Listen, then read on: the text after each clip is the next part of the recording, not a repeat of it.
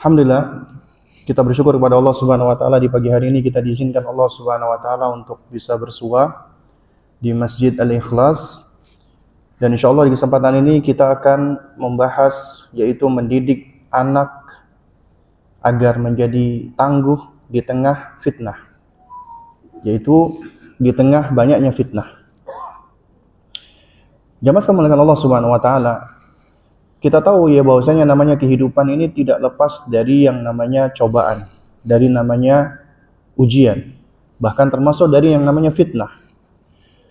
Karena apabila dikatakan fitnah, ya, maka makna fitnah di sini itu kalau kita perhatikan, ya, dari sisi bahasa maknanya adalah al-ibtila wal imtihan. Ujian dan cobaan. Ujian dan tes. Ya, atau al-ibtila wal ikhtibar. Jadi tes dan cobaan. Suatu hal yang menarik jamaah sekalian adalah ketika ada sebuah pertanyaan yang berbunyi, apa bedanya sekolah dan kehidupan? Ya, apa bedanya sekolah dan kehidupan? Ya. Kita tahu ya, kalau di sekolahan, ya, kita itu belajar dulu baru diuji. Belajar dulu baru ujian. Tapi kalau kehidupan, kita diuji baru belajar. Karena di balik ujian Allah Subhanahu wa taala itu tentunya ada ibrah. Ada banyak sekali pembelajaran yang bisa kita ambil, ya. Nah, oleh karenanya Allah akan menguji kita karena arti daripada ujian atau fitnah itu, ya, arti daripada fitnah itu ujian. Di dalam bahasa Arab, apabila ada orang mengatakan, ya, fatantu az-zahab. Fatantu kan itu akar kata dari kata fitnah, ya. Fatantu artinya aku menguji emas. Artinya aku menguji emas adalah aku, ya, melelehkan emas agar terpisah antara yang murni dengan yang tidak. Ya, antara emas yang murni dengan kontaminannya. Jadi dari makna bahasa kita bisa mengambil pelajaran Allah memberikan ujian yaitu berupa fitnah untuk apa sih manfaatnya? Kata para ulama litamhis, untuk memisahkan mana baik mana buruk, untuk menfilter. Jadi Allah memberikan kita cobaan atau ujian, kita diberikan fitnah, cobaan, itu adalah untuk memilah, untuk diayak oleh Allah Subhanahu wa taala siapa yang berhasil sama tidak, siapa yang baik dan siapa yang tidak. Dan ini adalah di balik keadilan Allah Subhanahu wa taala. Nah, oleh karenanya kalau kita lihat makna fitnah secara terminologi atau istilah, itu maknanya tidak satu, bermacam-macam sesuai dengan konteksnya dan sesuai dengan qarinahnya atau indikatornya.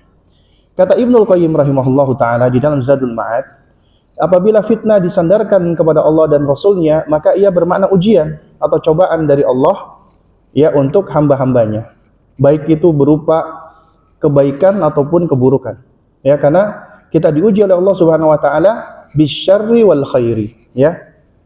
Jadi dengan keburukan dan juga dengan kebaikan. Artinya kebaikan pun juga ujian dari Allah Subhanahu wa taala, ya. Nah, sementara apabila kata fitnah itu disematkan kepada kaum musyrikin, maka punya makna yang berbeda. Fitnahnya kaum musyrikin. Atau apabila disematkan kepada harta, maka beda, fitnah harta. Apabila disematkan kepada wanita, jadi beda lagi, fitnah wanita, ya. Jadi dia punya makna masing-masing. Makanya fitnah dalam Al-Qur'an itu punya beberapa makna, ya. Nah, ini karena waktu singkat, ya. Jadi kita nggak akan berpanjang-panjang, cuman kita perlu ketahui.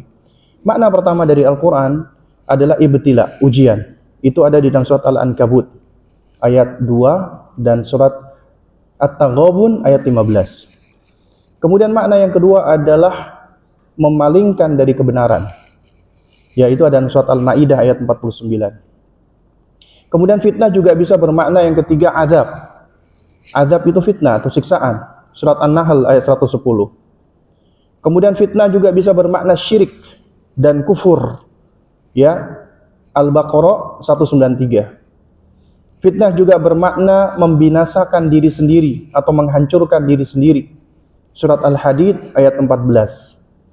Fitnah juga bermakna syubuhat, kerancuan antara yang hak dan yang batil. Surat Al-Anfal ayat 73. Fitnah juga bermakna kesesatan. Al-Maidah 41. Fitnah juga bermakna pembunuhan. An-Nisa ayat 101. Fitnah juga bermakna perpecahan dan perselisihan. Surat At-Taubah ayat 74. Fitnah juga bermakna kegilaan. Ya, surat Al-Qalam ayat 6. Dan fitnah juga bermakna pembakaran. Ya, surat Al-Buruj ayat 10. Jadi ada beberapa makna. Ya, Pak? Kecepatan. Ya. Baik. Saya ulang lagi ya.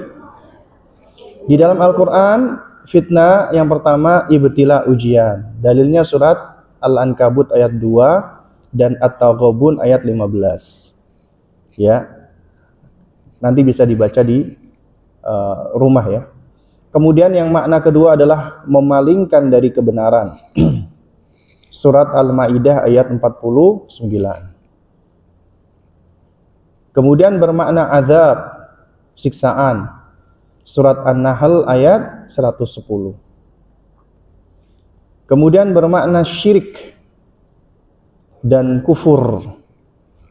Surat Al-Baqarah ayat 193. Ya, Al-Baqarah 193. Kemudian bermakna membinasakan diri sendiri. Ya. Membinasakan diri sendiri. Surat Al-Hadid ayat 14. Kemudian bermakna syubhat, yaitu tersamarnya antara yang hak dan yang batil. Surat Al-Anfal ayat 73. Al-Anfal 73. Kemudian bermakna kesesatan, dhalalah. Dalilnya surat Al-Maidah ayat 41. Al-Maidah 41. Kemudian bermakna pembunuhan. Ya, fitnah bermakna pembunuhan. An-Nisa 101. Kemudian bermakna ikhtilaf, perselisihan atau iftirak, perpecahan. Perselisihan dan perpecahan. At-Taubah ayat 74. Kemudian bermakna kegilaan. Al-Qalam ayat 6. Kemudian baru bermakna pembakaran. Ya.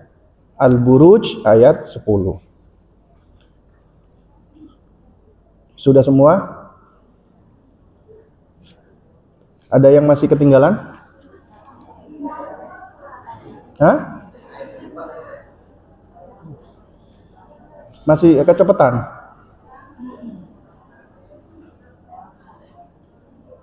Yang ketinggalan dari yang mana?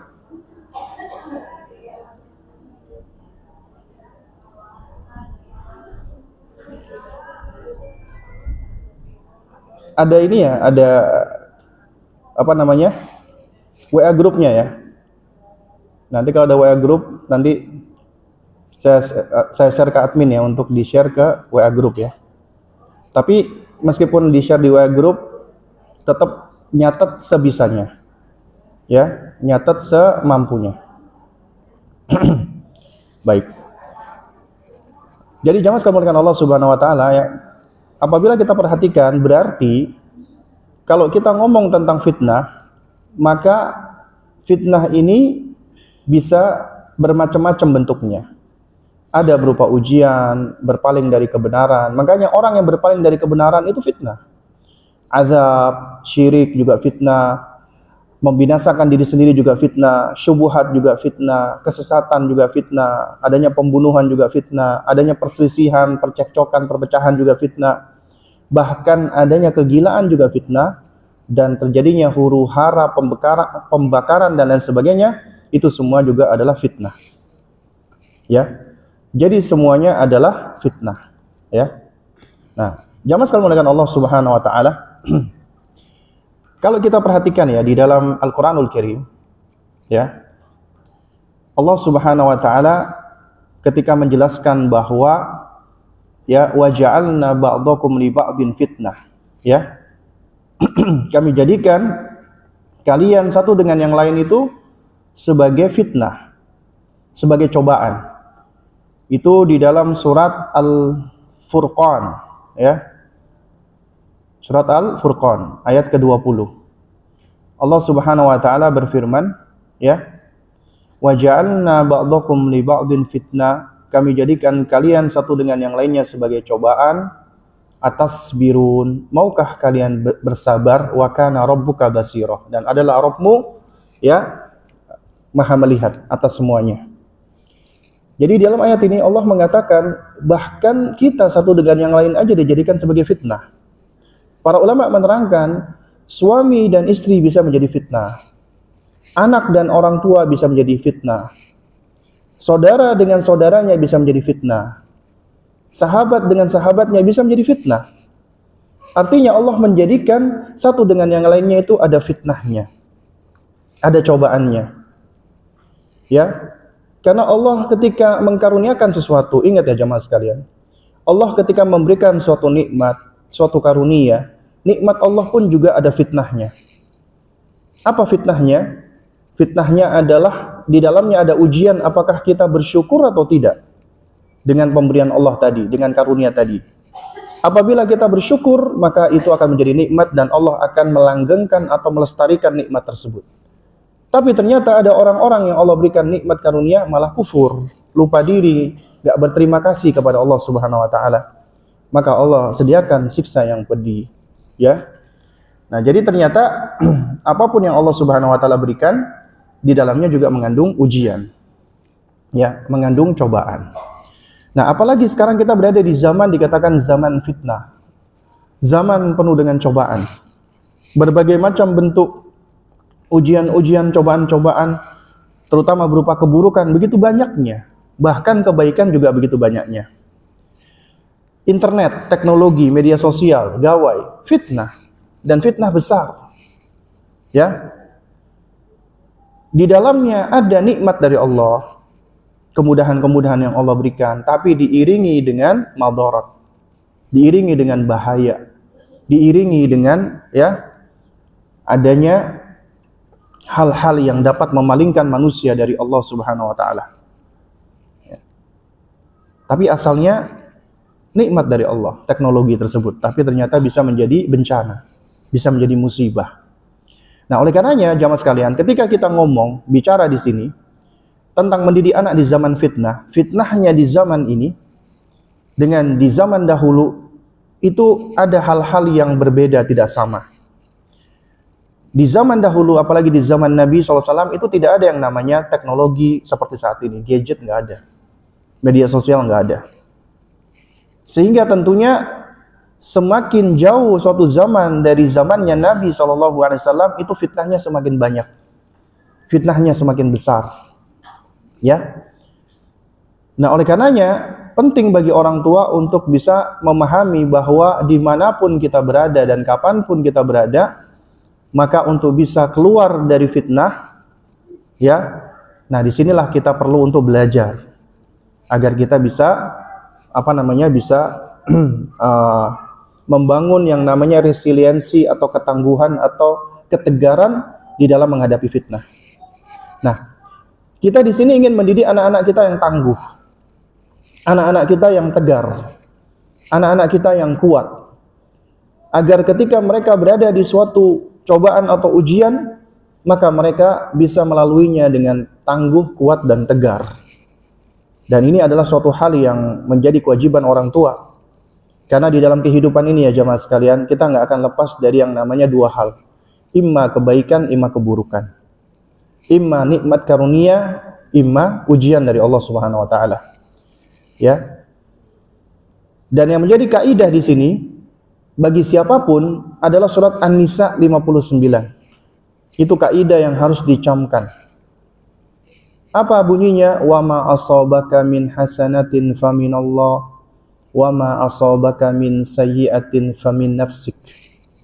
Segala bentuk karunia, nikmat, ya, yang Allah berikan kepadamu, yang Allah limpahkan kepadamu, faminallah, maka katakan itu dari Allah. maka itu dari Allah. Ya. Jadi siapa yang mendapatkan kebaikan, apapun kebaikan itu, maka katakan alhamdulillah, hadza min fadlillah. Ini adalah dengan karunia Allah. Ini adalah dengan pertolongan Allah. Ini adalah dengan kemudahan Allah. Ini yang akan menjadi basic kita, dasar kita ya, untuk melangkah di bahasan berikutnya. Wa ma asabaka min sayyi'atin, adapun keburukan yang menimpa engkau, famin nafsik, maka itu dari dirimu sendiri. Kita nggak bisa pungkiri, keburukan memang Allah yang menentukan. Tapi sebagai adab kita terhadap Allah, sebagai hamba Allah, kita tidak sepatutnya mengatakan kalau yang buruk ya dari Allah, yang baik dari kita. Ya, ini adalah suatu hal yang tidak beradab kepada Allah. Betapa banyak nih manusia, bahkan kita kaum muslimin, ketika kita mendapatkan nikmat, misal nih contoh, Allah memberikan kepada kita anak kita, masya Allah ya, menghafal Al-Quran, kemudian ikut lomba, menang, juara. Apa biasanya ucapan orang tua? Ada di antara orang tua yang bilang, waduh, Pak, Bu, anaknya masya Allah ya, anaknya juara. Dengan kita, makanya di antara fitnahnya anak itu adalah tafakhur. Kita itu berbangga-bangga dengan mereka. Kemudian kita mengatakan, ya, siapa dulu dong bapaknya? Siapa dulu dong ibunya? Tapi kalau anak misalnya melakukan kesalahan atau kekeliruan, coba, ya udah ketentuan Allah. Ya memang ketentuan Allah Subhanahu wa taala. Ya, bahkan kadang-kadang banyak di antara kita itu tidak mau mengambil pelajaran bahwa dari ujian yang menimpa kita itu kaidahnya adalah karena diri kita sendiri. Ya, ketika anak melakukan keburukan biasanya kita lempar tangan. Ya, wah ini gara-gara ibunya ini kurang perhatian. Wah ini gara-gara ayahnya nih sibuk terus. Nah, itulah kita manusia jamaah sekalian. Kita seringkali kalau kebaikan kita ngaku-ngaku, kalau keburukan kita lemparkan. Padahal kaidahnya kalau itu kebaikan kita katakan hadza min fadlillah. Ini adalah karunia dari Allah. Ini adalah berasal dari Allah. Tapi kalau itu misalnya keburukan, ya ini adalah kesalahan kami. Ini adalah kurangnya kami. Ini karena kami abai dan lain sebagainya. Karena kaidahnya wa ma asabakum min musibatin fabima kasabat aydikum. Tidaklah musibah yang menimpa kalian, melainkan itu karena perbuatan tangan kalian sendiri. Jadi apapun musibah yang Allah berikan kepada kita, musibah terhadap apapun, itu semua nggak lepas dari kesalahan kita, dosa kita. Dan Allah Subhanahu wa taala ketika memberikan ujian atau musibah kepada kita, itu juga mengandung kebaikan. Karena manusia itu apabila tidak diuji oleh Allah, tidak diberikan musibah, akan semakin lupa diri. Ya, dia akan semakin membanggakan dirinya. Dia akan semakin menganggap dirinya adalah makhluk yang luar biasa, makhluk yang super. Makanya Allah uji agar manusia merasakan kelemahan. Allah uji agar kita ini merasa fakir, kita merasa butuh dan tidak ada yang bisa menolong kita kecuali Allah. Akhirnya di situ, di balik itu Allah ingin membangun koneksi dengan hambanya. Agar apa? Agar ya manusia ini senantiasa terkoneksi dengan Allah penciptanya dan dia selalu merasa iftikor, butuh dengan Allah Subhanahu wa taala. Dan ini adalah pondasi yang harus kita bangun. Oleh karena itu jamaah sekalian mengatakan Allah Subhanahu wa taala bicara tentang ya faktor ketangguhan ya. Kita ngomong sabat. Ya. Itu kita harus perhatikan ya jamaah sekalian. Allah menciptakan manusia memang tidak sama. Tapi anak-anak bisa kita didik menjadi anak-anak yang tangguh, anak-anak yang tegar, anak-anak yang kuat. Dan ketangguhan dan ketegaran ini kaidahnya asalnya adalah berasal dari Allah Subhanahu wa taala. Kita nggak akan bisa memiliki kekuatan, ketangguhan, ketegaran kecuali dari Allah Subhanahu wa taala. Makanya di antara salah satu khazanah surga adalah hauqalah. La haula wala quwwata illa billah. Tidak ada daya dan tidak ada kekuatan kecuali dengan pertolongan Allah. Dari situ kita belajar bahwasanya faktor kita bisa mendapatkan kekuatan, ketegaran adalah dari Allah Subhanahu wa taala. Karenanya yang harus dicamkan oleh manusia adalah kita hamba Allah yang lemah dan kita tidak akan bisa kuat kecuali dengan pertolongan Allah. kita nggak akan bisa kuat dengan diri kita sendiri. Inilah yang membedakan antara pengasuhan Islam dengan pengasuhan bukan Islam. Antara parenting Islam dengan parenting modern, parenting barat, dan yang semisalnya. Coba Anda perhatikan ya jamaah. Di antara salah satu hal yang dapat merusak dan menjadikan bahaya pada anak-anak kita, bahkan menjadi bencana untuk anak-anak kita, adalah ketika orang tua itu pada saat melihat anaknya berhasil atau sukses, mereka memuji anaknya secara substansi, maksudnya secara zatnya. Maksudnya begini, ketika anak kita misalnya berhasil, kita langsung memuji, kamu anak yang hebat, kamu anak jenius, kamu anak luar biasa, kamu anak yang paling pintar sedunia, atau yang semisalnya. Ini pujian-pujian yang membahayakan. Ya, seakan-akan kita mengajarkan kepada mereka, kamu berhasil karena dirimu sendiri. Kamu berhasil karena kamu hebat. Kamu berhasil karena usahamu saja.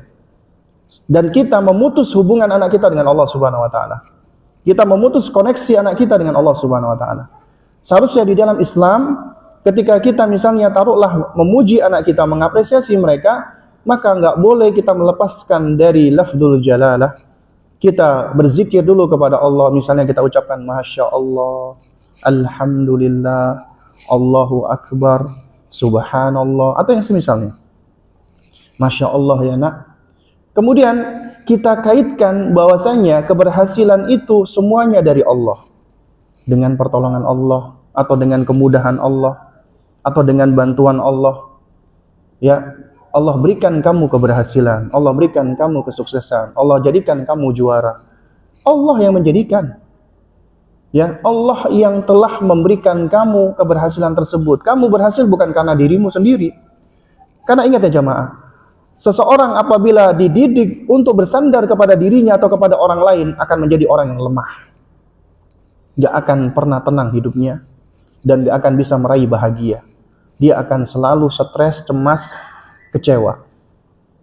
Kenapa? Karena semakin jauh hubungan hatinya dengan Allah Subhanahu wa taala, koneksinya, maka akan semakin dia tidak pernah mendapatkan ketenangan di dalam hidup ini. Dan itu diawali ternyata dari pendidikan. Orang tua yang tidak menautkan anaknya semenjak kecil dengan Allah, maka anak semakin jauh dari Allah akan semakin lemah. Semakin gampang cemas, anxiety. Ya, semakin gampang gelisah. Hidupnya nggak akan pernah merasa tenang dan menjadi gampang takut atau yang semisalnya. Dan kita sekarang berada di suatu zaman di mana anak-anak di zaman ini, ya, kita lihat banyak yang mengalami kelemahan. Bukan cuma lemah fisik, tapi juga lemah mental, lemah jiwa, labil.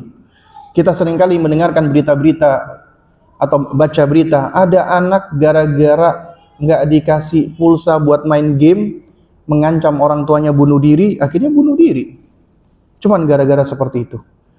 Ya, belum lagi anak-anak yang dibully, dengan bullying itu akhirnya ada di antara mereka pun juga akhirnya sampai bunuh diri, atau mereka ya jatuh kepada perbuatan-perbuatan yang nggak semestinya.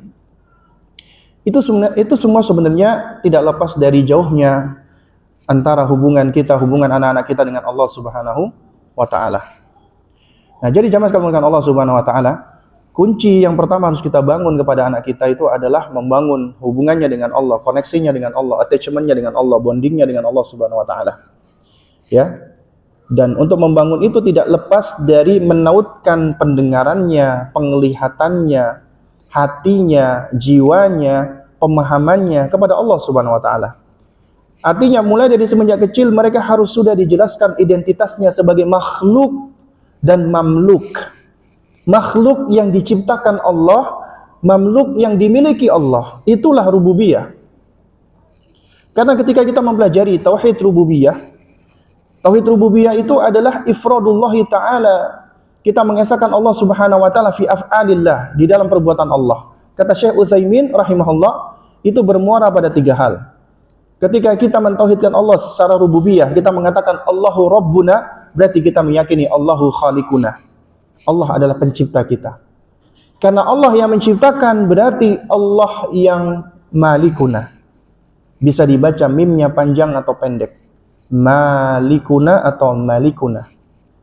Karena kita bisa ya dimaksudkan mengesahkan Allah di dalam, kalau dibaca mimnya panjang yaitu fil mulki. Kalau mimnya pendek fil milki. Apa bedanya? Malik penguasa. Malik pemilik apabila mimnya pendek. Dengan kata lain kata Syekh Utsaimin rahimahullah, ini menunjukkan kesempurnaan makna. Karena Allah apabila menguasai maka Allah pasti memiliki, dan apabila Allah memiliki pasti menguasai. Karena Allah yang menciptakan. Beda sama contoh penguasa, presiden misalnya.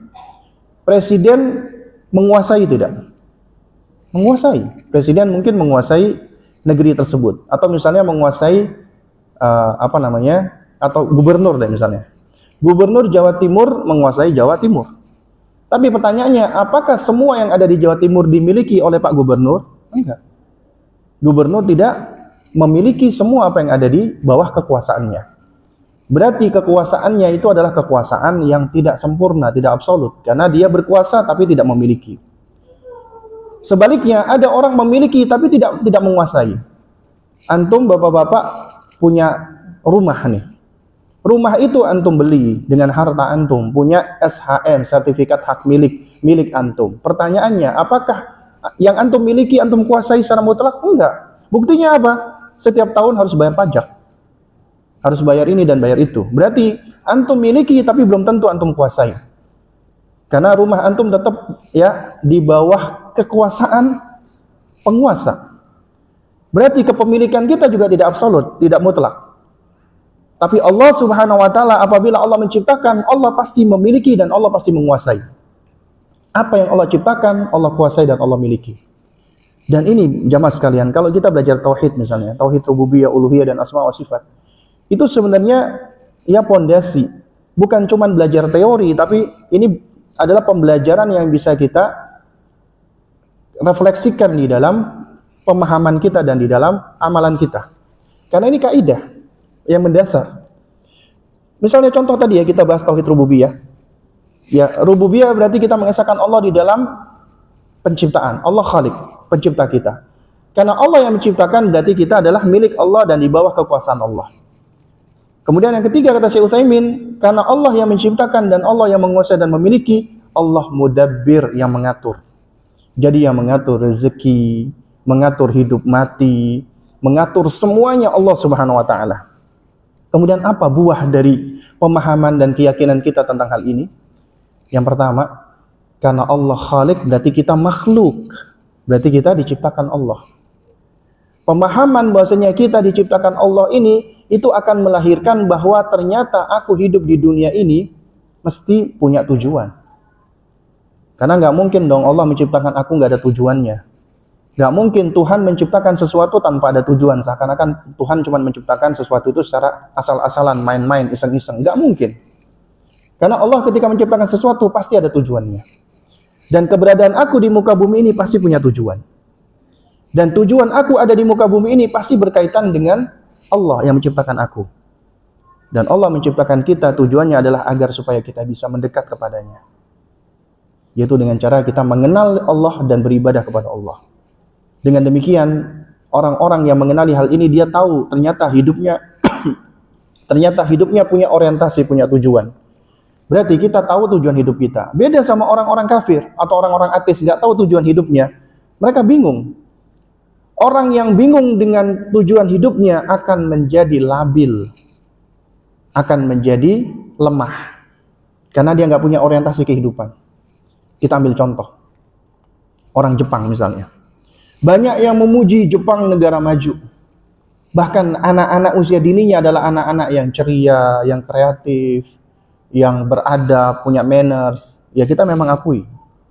Tapi ketika pendidikan mereka tidak dibangun di atas pondasi tauhid, tidak di atas pondasi pengenalan kepada Allah, tidak sesuai dengan fitrahnya, maka ketika mereka beranjak masuk usia menuju kepada kedewasaan, fitrah di dalam dirinya itu akan bergelut. Akan berusaha untuk mencari tahu, untuk apa kamu hidup di muka bumi ini? Apakah kamu cuma hidup, makan, kawin, mati, udah selesai? Ya. Dan ketika mereka tidak mampu mendapatkan jawaban seperti itu, jiwanya akan senantiasa kosong. Ketika mendapatkan masalah musibah, maka mereka akan mudah jatuh kepada depresi. Makanya Jepang itu mereka gila kerja. Mereka kerja itu untuk makan, dan mereka makan adalah untuk hidup. Bahkan sebaliknya, mereka hidup adalah untuk makan dan kerja. Mereka nggak punya tujuan utama dari kehidupan mereka. Akhirnya jiwa mereka kosong. Apa yang terjadi ketika ada masalah? Maka mereka gampang depresi, gampang bunuh diri. Makanya tingkat bunuh diri tertinggi diantaranya Jepang. Negara maju tapi punya tingkat bunuh diri tinggi. Kenapa? Karena mereka nggak tahu tujuan hidupnya. Alhamdulillah, seorang muslim sebetapapun sulitnya hidupnya, dia tahu bahwasanya ya, dia adalah makhluk Allah, tujuan hidupnya adalah untuk beribadah kepada Allah. Dengan pengetahuan atas dirinya adalah hamba Allah, beribadah kepada Allah, maka dia ya punya orientasi akan membuat dia menjadi lebih tegar dan lebih kuat. Apapun ujian yang menimpa dia, dia tahu bahwasanya ya, hidupnya adalah untuk Allah. Ya inna salati wa nusuki wa mahyaya wa mamati lillahi rabbil alamin. Hidupku, matiku, ibadahku, sembelihanku, hidupku, matiku, semuanya adalah untuk Allah. Dan ini jamaah sekalian, ini yang akan membangun kekuatan jiwa, termasuk ketika kita mendidik anak-anak kita. Karena kita semua hadir di muka bumi ini adalah untuk mengabdi kepada Allah. Oleh karenanya, Anda wahai para suami, Anda hidup bukan untuk orang tua Anda. Anda hidup bukan untuk istri Anda. Anda hidup bukan untuk anak Anda. Maka demikian juga para ummahat, wahai para ibu. Anda hidup bukan juga untuk orang tua Anda. Anda hidup bukan untuk anak Anda dan juga bukan untuk suami Anda. Tapi Anda hidup adalah untuk Allah. Itu adalah pondasinya. Karena betapa banyak orang yang gak sadar. Seakan-akan dia hidup adalah untuk orang tuanya.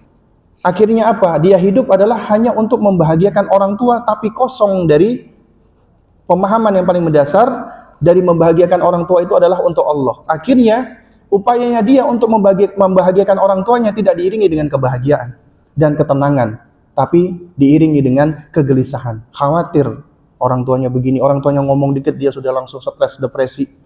Demikian pula seorang wanita ya, terhadap suaminya atau terhadap anaknya. Kita belajar dari kisahnya Nabi Ibrahim alaihi salatu wassalam. Itu ada konsep namanya at-takhliyah wa tahliyah. Ya, at-takhliyah wa tahliyah. Mengosongkan kemudian mengisi. Ibaratnya sama dengan at-tasfiyah wa tarbiyah. Nabi Ibrahim alaihi salatu wassalam itu di usia 80 tahun lebih, beliau menginginkan putra, anak. Beliau menunggu sampai 80 tahun, akhirnya Allah karuniakan Ismail alaihi salam. Namanya orang yang menunggu punya anak, kemudian dikaruniakan anak, gimana kira-kira bapak-bapak? Bahagianya. Bahagia luar biasa. Ya kan? Anak yang ditunggu-tunggu akhirnya hadir. Tapi kemudian Allah uji. Apa ujian Allah? Disuruh meletakkan istrinya dan anaknya di tempat yang gersang, tandus, nggak ada orang, nggak ada tumbuhan. Ujian yang tidak masuk akal. Dalam logika manusia ini nggak masuk akal. Diuji Nabi Ibrahim antara memilih cintanya kepada anaknya dan logikanya, ataukah lebih menundukkan atau lebih tunduk kepada perintah Allah. Di sini Allah ingin mendidik Nabi Ibrahim alaihissalam. Sejauh mana Nabi Ibrahim lebih mendahulukan Allah atau lebih mendahulukan anaknya atau istrinya. Nah, dan ketika Nabi Ibrahim alaihissalam berhasil, ya, beliau lebih mendahulukan Allah. Akhirnya Allah izinkan tinggal dengan Ismail selama beberapa waktu. Kemudian Allah uji lagi nih. Dengan apa? Allah turunkan wahyu melalui mimpi untuk menyembelih Nabi Ismail alaihissalam. Logis enggak ayah disuruh menyembelih anak? Secara logika manusia, kok enggak logis gitu loh. Tapi ini perintah Allah. Allah maha baik. Allah enggak mungkin menzalimi hambanya. Akhirnya Nabi Ibrahim diuji dengan ujian yang berat. Enggak ada ya manusia mungkin yang mampu, kecuali yang Allah rahmati, yang Allah pilih, seperti Nabi Ibrahim. Makanya Nabi Ibrahim menjadi Khalilullah. Akhirnya apa? Beliau diuji oleh Allah untuk menyembelih putranya. Apakah beliau mau enggak tunduk untuk menyembelih putra yang dia sayangi? Ya. Akhirnya pun Allah Subhanahu wa taala gantikan dengan kambing. Dan Allah lihat Nabi Ibrahim itu berhasil dalam ujian ini. Pelajarannya kata para ulama adalah apa? Adalah mengosongkan kecintaan kepada hamba dengan mendahulukan kecintaan kepada Rabbul Alamin. Dari situlah baru kemudian membangun kecintaan kepada lainnya. Artinya, kecintaan kita kepada orang tua kita, kepada anak kita, kepada istri kita, kepada sahabat kita dibangun di atas dasar kecintaan karena Allah. Lillah, fillah, wabillah. Karena Allah, di jalan Allah dan dengan pertolongan Allah. Dan itu adalah pondasi yang akan menguatkan. Kenapa ya jamaah sekalian ini kok dikatakan yang menguatkan? Karena coba antum perhatikan. Kalau misalnya ada orang ya, nih antum nih misalnya di jalan dikatain orang, misalnya dicemooh orang, sakit hati nggak antum? Ya sebagai manusia lumrah lah kita sakit hati. Juga sama dengan ibu-ibu misalnya dikata-katain, digibain, dicemooh, diolok-olok. Kemudian kita merasa sakit hati, manusiawi. Tapi pertanyaannya adalah, ya bisa nggak sih kita luput dari perkataan orang, dari ejekan orang? Nggak bakal bisa kita luput. Apalagi kalau kita berada di atas kebaikan. Mesti akan ada yang ngata-ngatain kita. Nabi yang mulia alaihissalam saja nggak luput dari cemoohan. Dikatakan sebagai tukang sihir yang gila dan yang semisalnya. Ini manusia yang paling baik, yang paling sempurna. Nggak luput dari perkataan jelek. Nah, jadi jamaah sekalian dengan Allah itu ternyata mengandung pelajaran. Ini ujian. Kita dikata-katain ujian. Dan perkataan itu bisa mempengaruhi diri kita dan jiwa kita. Wah kamu itu bodoh banget. Wah kamu itu pokoknya perkataan jelek. Bisa mempengaruhi diri kita dan jiwa kita. Tapi kalau kita sadar bahwasannya aku hidup adalah untuk Allah dan karena Allah, maka kita bisa melalui dan melewati perkataan-perkataan jelek itu. Perkataan jelek itu tidak akan memudaratkan kita. Karena aku baik dan buruk bukan di hadapan manusia tapi di hadapan Allah. Aku enggak mencari ridhonya manusia, pujian manusia, tapi aku mencari ridhonya Allah. Meskipun aku jelek di hadapan manusia, asalkan aku berusaha untuk mencari kebaikan di sisi Allah, itu sudah cukup. Itulah orang-orang muwahhidin yang Allah berikan ketegaran dan kekuatan.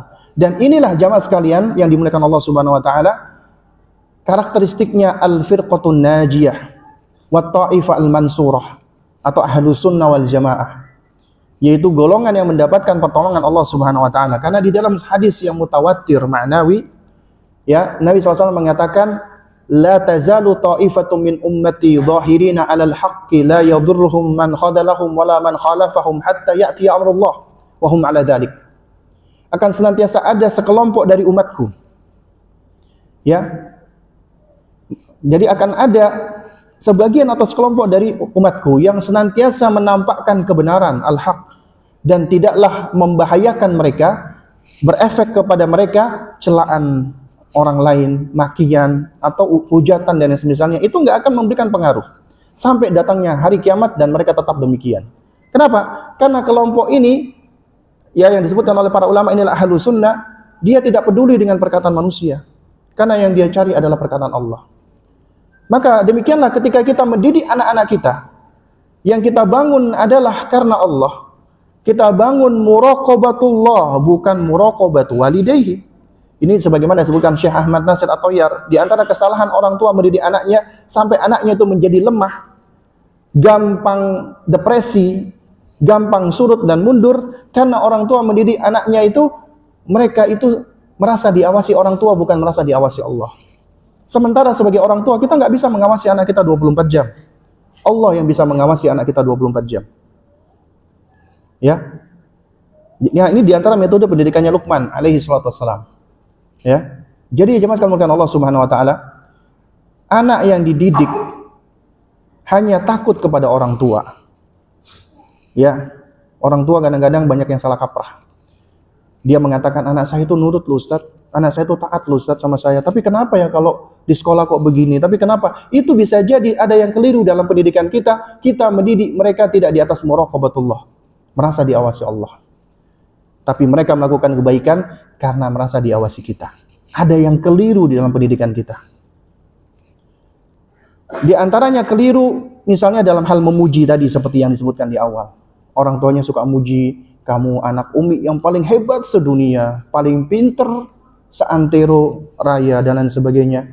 Itu ya jamaah, pujian-pujian ini itu bisa membinasakan. Dan kata para ulama, pujian seperti ini adalah pujian seakan-akan menyembelih anak dengan bahasa sembelih. Ya. Karena anak-anak itu manusia suka dipuji. Makanya ketika mereka sudah sering dipuji individunya, itu yang membahayakan adalah apa? Mereka akan al-maghrur bin nafsi, tertipu dengan dirinya. Ibaratnya kata orang besar kepala. Dia menganggap, aku ini hebat. Umiku, abiku sering mengatakan aku hebat. Dan dia akan muncul rasa arogan dan congkak. Aku hebat, orang-orang lain itu rendah, orang-orang lain itu enggak hebat. Kemudian juga dia haus akan pujian. Dengan haus akan pujian menyebabkan dia mau nggak mau akhirnya berbuat apa? Kecurangan. Misalnya ujian, yang penting aku dapat nilai bagus. Mau mencontek atau enggak, ya udah. Yang penting orang tuaku bangga, orang tuaku senang. Ya. Jadi sadar nggak sadar ya jamaah, dengan pendidikan seperti itu kita membangun pondasi anak kita itu mencari ridhonya kita orang tua, bukan ridhonya Allah. Harus yang kita bangun itu adalah apa? Mencari ridhonya Allah Subhanahu wa taala dari semenjak kecil. Ketika dia gagal, maka kita boleh mengatakan, "Nah, Abi sama Umi bangga sama kamu udah berusaha, Masya Allah, Alhamdulillah. Ya, saat ini kamu belum berhasil. Ya, insya Allah nanti kamu berusaha lagi, Allah akan berikan kamu keberhasilan." Kita memuji usahanya, bukan hasilnya, hasil di luar dari kemampuan kita. Dari masalah pujian ini saja, itu ternyata bisa merusak jiwa dan mentalnya anak. Kenapa? Karena anak yang seperti ini, ketika dia tidak mendapatkan pujian dari orang tuanya, seakan-akan dunia itu runtuh. Dan dia merasakan dirinya nggak berharga, nggak bernilai. Sementara dia haus dengan pengakuan dan pujian. Ketika dia mendapatkan hal seperti ini, maka ketika dia merasakan dunia runtuh, akhirnya apa? Aku nggak mau hidup lagi. Hidup ini begitu berat.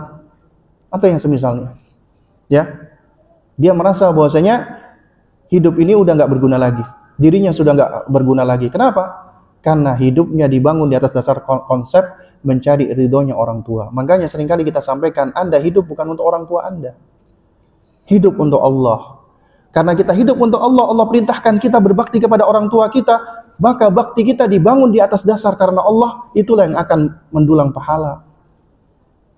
Sama seperti seorang istri yang diperintahkan untuk menaati suami. Anda hidup bukan untuk suami Anda. Tapi ketika Anda menaati suami Anda karena Allah, maka ketaatan Anda akan mendulang pahala berlimpah dari Allah. Bahkan dijanjikan privilege masuk surga dari pintu mana saja yang Anda kehendaki, wahai para wanita. Itu tidak diberikan privilege ini kepada kaum laki-laki. Tapi kalau misalnya yang dibangun itu adalah hidupnya karena suami, atau misalnya pamrih suami, gak akan bisa melaksanakan ketaatan dengan baik. Ngapain aku taat sama suamiku? Orang dia gak pernah perhatiin aku, cuek sama aku. Lihat dulu dong suaminya gimana. Padahal ketaatan kepada suami gak ada urusannya, suami baik atau enggak. Selama itu tidak melanggar ketaatan, dan selama dia masih menjadi suami Anda, wajib Anda taati. Selama tidak memerintahkan kepada kemaksiatan, wajib ditaati. Karena dia masih suami Anda. Dan itu harus dibangun, aku menaatinya karena Allah. Dengan ketaatan itu, seburuk-buruknya suami ketika Anda taati karena Allah, Allah nggak akan sia-siakan. Dan bahkan Allah akan tegarkan Anda, Allah akan kuatkan Anda. Maka demikian pula ketika kita mendidik anak-anak kita. Yang namanya orang tua kadang-kadang itu udah punya anggapan, kamu harus berbakti sama Abi sama Umi ya. Kamu nggak boleh bangkang sama Abi sama Umi. Kita gampang ngomong seperti itu. Padahal pondasi yang kita bangun sebelum kita ini membangun baktinya anak, bangun dulu baktinya anak kepada Allah Subhanahu wa taala. Makanya jamaah, kalau antum lihat nasihat Luqman alaihi salam, nasihat pertama kali Luqman kepada anaknya apa? Tauhid. Ya bunai la tusyrik billah. Wahai nak, janganlah kamu menyekutukan Allah. Ini koneksi, membangun koneksi anak kepada pemiliknya, penciptanya, Allah Subhanahu wa taala. Karena kita meyakini anak kita itu makhluknya Allah, tugasnya adalah untuk beribadah kepada Allah. Tugas kita mempersiapkan mereka untuk bisa menjadi hamba Allah seutuhnya. Dan mereka milik Allah, bukan milik kita. Tapi titipan dari Allah dititipkan kepada kita. Maka tugas kita adalah menjaganya, melindunginya, agar dia bisa selamat di dunia dan di akhirat. Dan kita harus didik pertama kali adalah tentang tauhid. Makanya setelah perintah tauhid yang datang adalah perintah Allah Subhanahu wa taala, bukan nasihatnya Luqman ini, ayat setelahnya. Ya. Kalau kita lihat di dalam surat Luqman, ya. Ayat ke-13, ya. Nah. Ya. Kita bisa lihat ya. Baik.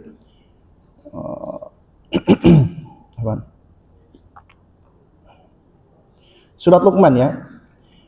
Ya, ayat ke-13 nasihat Luqman ya, wa id qala Luqmanu libnihi wa huwa ya'idhuhu ya bunayya la tusyrik billah inna syirka la dzulmun 'adzim. Ingatlah ketika Luqman berkata kepada anaknya, di mana Luqman ketika itu menasihati anaknya, wahai anakku, janganlah kamu menyekutukan Allah, karena menyekutukan Allah termasuk kezaliman yang besar. Kemudian Allah berfirman apa? Wa wassaynal insana biwalidayhi hamalathu ummuhu wahnan ala wahnin wa fisaluhu fi amain. Ya anishkurli wa liwalidayka ilayyal masir. Dan kami ketika Allah mengatakan wassa itu artinya perintah. Artinya Allah mewasiatkan, artinya Allah memerintahkan. Allah tidak mengatakan kepada orang beriman, tapi manusia, semua manusia. Wa wassaynal insan, kami perintahkan manusia biwalidayhi untuk berbuat baik kepada kedua orang tuanya. Kemudian Allah ingatkan tentang keistimewaan ibu, hamalathu ummuhu wahnan ala wahnin, ibunya mengandungnya semakin lama semakin payah. Ya, wa fisaluhu fi amain, kemudian disapi selama 2 tahun. Anishkurli, agar bersyukur kepadaku, wali walidaika, dan juga bersyukur kepada kedua orang tuamu. Ilayyal masir, dan hanya kepadakulah kalian akan kembali. Coba Anda perhatikan jemaah. Ayat 14, ayat 15, ya. Wa in jahadaka ala an tusyrika bima laysa laka bihi ilmun fala tuti'huma. Apabila kedua orang tua kamu memaksa kamu untuk menyekutukan aku, yaitu Allah, dengan sesuatu yang kamu nggak punya pengetahuan tentangnya, jangan taati keduanya. Kalau Allah memerintahkan, kalau orang tua memerintahkan hal yang mungkar, jangan ditaati. Tapi kata Allah, wasahibhuma fid dunya ma'rufa, tetap pergauli mereka berdua di dunia dengan cara yang ma'ruf. Seburuk-buruknya orang tua kita, semusyrik-musyriknya mereka, sekafir-kafirnya mereka, tetap kata Allah, pergauli di dunia dengan cara yang baik. Itulah indahnya Islam ya jemaah. Itulah Islam, tetap menghargai orang tua. Karena ada suatu faidah yang luar biasa. Kenapa Allah tetap memerintahkan berbakti kepada orang tua meskipun orang tua kita itu buruk? Meskipun orang tua kita misalnya taruhlah berbuat hal yang enggak baik terhadap kita. Karena sebab orang tua itulah Allah memberikan kita nikmatul haya, nikmat kehidupan. Karena apabila bukan orang tua kita, kita enggak akan mungkin hadir di muka bumi ini. Allah hadirkan kita melalui orang tua kita. Sebetapapun orang tua kita kondisinya seperti apapun, Allah berikan nikmat kehidupan. Kehidupan ini adalah nikmat. Kata salah seorang ulama salaf, sekiranya Allah tidak memberikan aku nikmat kecuali satu nikmat saja, nikmat kehidupan, maka sudah cukup bagiku untuk beribadah kepada Allah ya seumur hayatku. Lalu kemudian jamaah sekalian, setelah itu baru nasihat Luqman kembali tentang muraqabatullah, ya bunayya innaha in taku mithqala habbatin min khardalin, dan seterusnya. Ini nasihat Luqman. Jadi ternyata di 2 ayat ini Allah menyelangi di antara nasihat Luqman. Pertama nasihat tentang tauhid, kemudian nasihat tentang muraqabatullah. Di antara nasihat tauhid ini Allah memberikan nasihat wasiat, perintah berkaitan dengan orang tua. Pertanyaannya adalah kenapa Allah Subhanahu wa taala menyelangi di antara nasihat Luqman, sementara Allah membawakan nasihat Luqman di sini. Jadi nasihat berbakti kepada orang tua itu perhatikan, bukan ucapannya Luqman alaihissalam, tapi nasihatnya Allah, perintahnya Allah. Itu dikatakan ya diantaranya oleh salah seorang ulama ya, Syekh Muhammad Ibrahim Al-Hamid hafizahullah. Di antara hikmah kenapa Allah menyelangi nasihat Luqman dengan perintah berbakti kepada orang tua, itu seakan-akan mengandung sebuah nasihat bagi segenap orang tua, bahwa wahai orang tua, apabila engkau ingin agar Allah memberikan taufik kepada anakmu agar mereka berbakti kepadamu, maka dahuluilah dengan mengajarkan mereka tauhid. Dahuluilah dengan koneksikan mereka dulu kepada Allah, yaitu dengan mengajarkan mereka akidah, tauhid. Ya. Artinya apabila orang tua mengajarkan tauhid kepada anak, ini menjadi sebab insyaallah Allah berikan taufik kepada anak menjadi anak yang berbakti kepada orang tuanya. karena baktinya dibangun di atas dasar Allah. Beda sama orang tua yang cuma nyuruh, kamu nggak boleh bangkang abi ya, kamu harus nurut sama abi, durhaka kamu kalau nggak. Cuman sekedar ancaman, cuman sekedar kita minta mereka itu taat kepada kita, tapi tidak dibangun ketaatan itu pondasinya karena Allah, maka itu tidak akan menjadi ketaatan yang langgeng. Karena betapa banyak orang tua mengeluh, Ustadz kenapa anak saya Ustadz ketika masih kecil itu nurut sama kami, taat sama kami, tapi ketika udah remaja, ya Allah membangkang, durhaka. Maka kembali ke kaidah tadi, wa ma asabaka min sayyi'atin fa min nafsik. Adapun keburukan yang menimpa kamu dari diri kamu sendiri, durhakanya anak, itu musibah, ujian, suatu keburukan, maka jangan katakan karena Allah.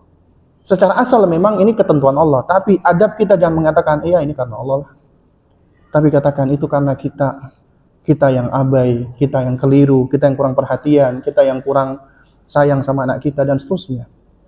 Jadi seharusnya kaidahnya seperti ini ya jemaah sekalian.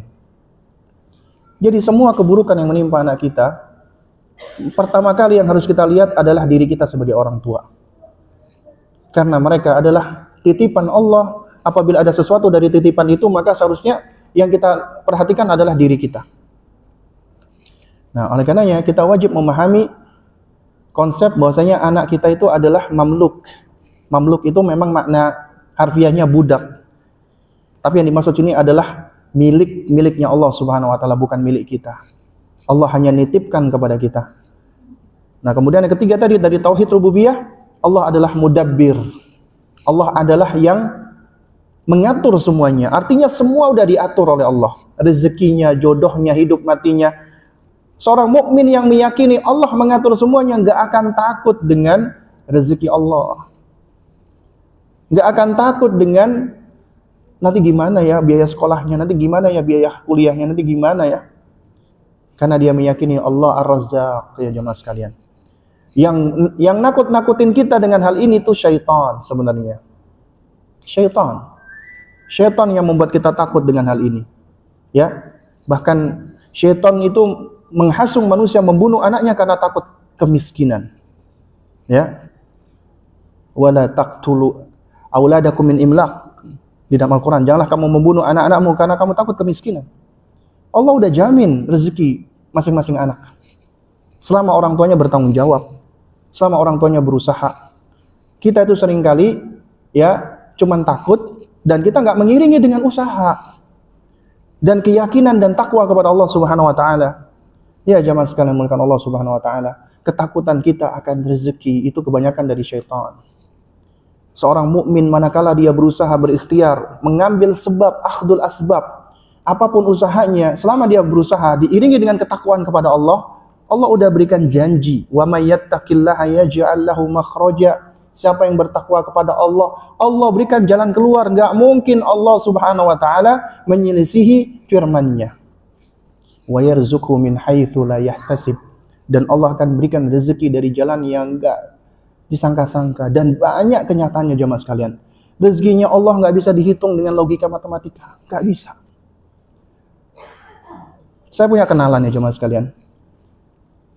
Dulunya dia adalah seorang head manager, pokoknya tingkatan tinggi dari sebuah bank konvensional. Kemudian dia hijrah, keluar dari kerjanya, buka usaha kafe di depan rumahnya. Jadi garasi rumahnya dia ubah menjadi kafe kecil. Nah, saya dulu sering ya main-main ke sana, ngobrol-ngobrol juga. Nah, jadi pada saat ngobrol-ngobrol yang menarik ketika dia menceritakan begini, Ustadz, saya ini kan akunting Ustadz, punya ilmu akunting. Saya dulu ketika masih kerja, gaji saya itu hampir 3 digit. Artinya kalau seandainya dia ada ini ya, itu kurang lebih sebulan dia bisa dapat hampir 3 digit. Kalau 3 digit kan berarti sudah berapa tuh? Ratusan juta kan? Itu sebulan. Tapi ternyata hutang saya banyak Ustaz. Hutangnya banyak. Ya. Harus bayar ini, bayar itu, dan ratusan juta itu kurang. Katanya dia kurang. Uang itu habis. Tapi setelah saya hijrah, semua riba-riba saya berusaha untuk hentikan semua, bersihkan semua. Saya cuman awal-awal ini usaha ini Ustaz. Memang awalnya saya takut, gimana nanti dapurnya, gimana nanti istri, gimana mertua, gimana orang tua, gimana anak, sekolahnya gimana. Itu awalnya ketakutan. Cuman ketakutan-ketakutan itu akhirnya dia tetap terus. Itulah ujian dari Allah Subhanahu wa taala. Dan dia bilang, alhamdulillah Ustaz, penghasilan saya ini kalau saya hitung matematika itu nggak bakal cukup untuk kehidupan bulanan saya. Tapi selama saya menjalani ini, saya nggak punya hutang. Sekolah dibayar. Artinya, kita belajar, rezeki Allah nggak bisa dihitung dengan matematika ya jemaah sekalian. Nggak bisa dihitung dengan matematika. Saya barusan kemarin ini, ada pelajaran buat saya, Masya Allah. Ada jamaah saya kemarin. Pada saat umroh kemarin. Pasangan suami istri 12 tahun sampai sekarang belum karuniai anak. Sang istri katanya sudah hijrah duluan dan dia baru hijrah 3 bulan. Dia menghentikan ngerokok, menghentikan macam-macam dan dia resign dari kantornya di perkebunan sawit. Dia ngobrol. Dan ketika dia awal-awal ngaji itu, kemudian dia resign, dia memang banyak ketakutan. Gimana nanti masalah rumah, masalah dapur, masalah ini. Cuman Masya Allah ya, akhirnya dia cerita sama saya, bahkan dia bilang, saya Ustadz kerja hampir 15 tahun di sawit, saya nggak ada maksudnya sampai bisa ke tanah suci. Setelah saya resign, hanya beberapa bulan saya bisa umroh. Katanya saya nggak punya duit Ustadz. Namun ketika kita lagi susah, tiba-tiba ada kawan saya nelpon, nanya, karena dia punya pengalaman ya, experience tentang pelabuhan, tentang ini, nanya. Akhirnya dia bantu sampai ke ngurus ke sampai ke pemerintah daerah katanya. Alhamdulillah dapat duit Ustaz, cukup buat saya umroh. Dan saya pulang ini nggak tahu nih karena duitnya habis. Saya nanti pulang ini mau makan apa. Cuman selama saya menjalani kehidupan ini yang penting saya usaha itu selalu aja ada. Artinya jemaah sekalian, jangan pernah takut dengan rezeki Allah Subhanahu wa taala. Ingat ya, saya menyampaikan ini bukan untuk malas ya. Jangan salah pahami, rezeki Allah berarti kita duduk-duduk malas-malas main-main game nanti rezeki datang. Enggak. Muslim harus mengambil sebab. Akhdul asbab. Kadang-kadang ada orang hijrah mengeluh, diuji oleh Allah, dia udah berhenti dari kerja tapi dia nggak ngapa-ngapain. Dia di rumah cuman main internet, main game, nggak ngapa-ngapain. Akhirnya istrinya komplain, protes. Istrinya akhirnya karena kehidupan sulit menuntut pisah, cerai. Kemudian dia mengeluh, ternyata berat ya Ustaz ya kalau hijrah Ustaz. Kenapa? Karena barang saya semua hilang semua. Ternyata kalau mau dipikir-pikir, wa ma asabaka min sayyi'atin fa min nafsik, keburukan yang menimpa kamu karena diri kamu sendiri. Kenapa? Karena ternyata kita nggak berusaha. Kita nggak mau mengambil sebab. Dan apabila kita mau mengambil sebab, Allah udah menentukan rezeki masing-masing ya jamaah sekalian. Sebetapapun antum kerja, ngoyo, Allah udah ukur, Allah udah takar, itu yang udah kita dapatkan, nggak akan lebih daripada itu dan nggak akan kurang daripada itu.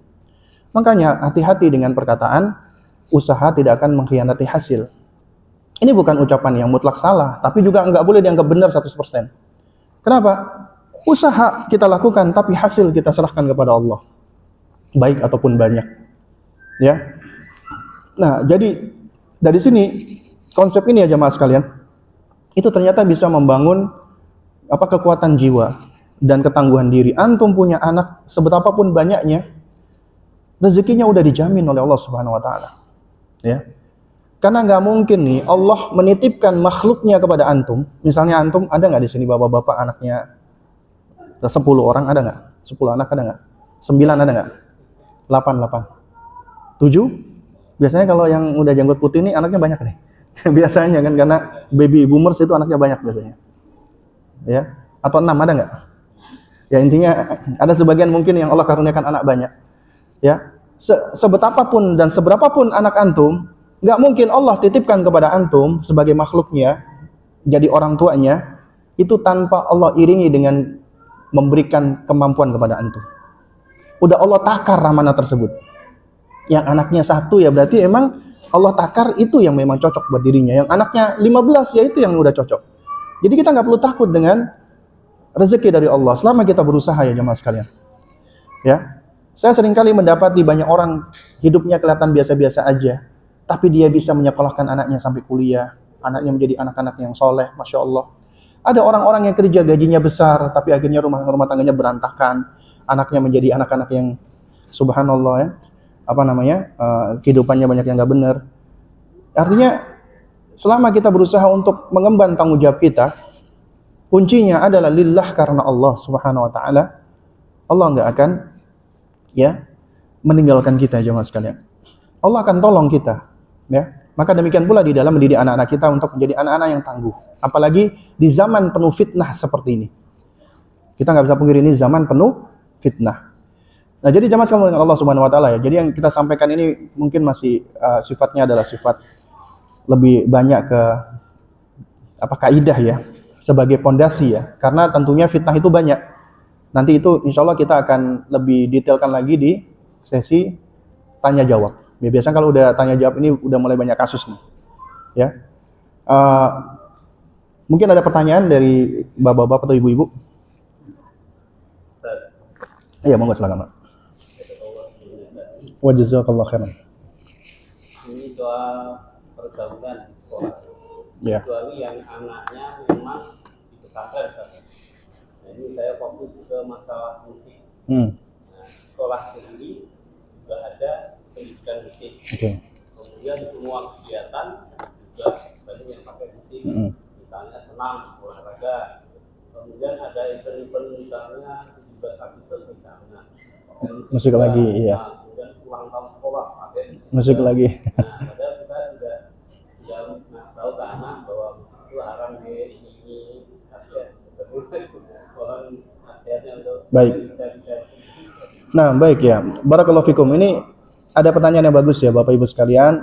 Bagaimana dengan anak-anak yang sekolah mungkin di sekolah negeri atau sekolah-sekolah yang lainnya yang di dalamnya itu tidak bisa terhindarkan dari sebagian kemaksiatan seperti musik.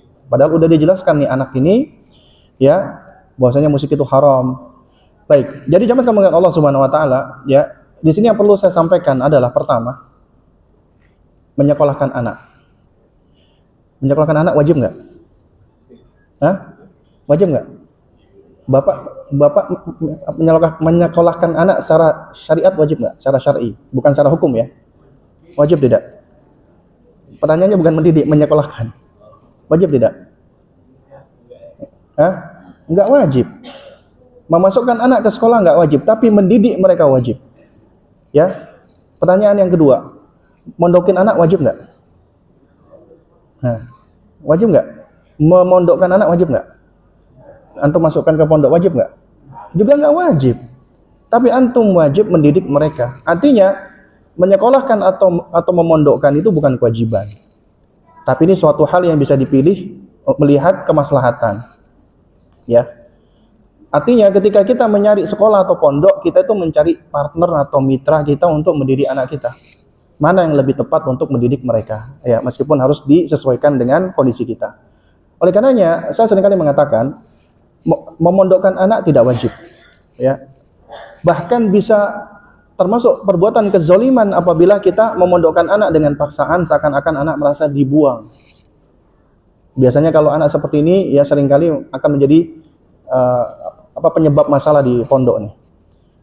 Jadi kalau mau mondokin anak ya harus di-prepare dulu, harus dipersiapkan dulu.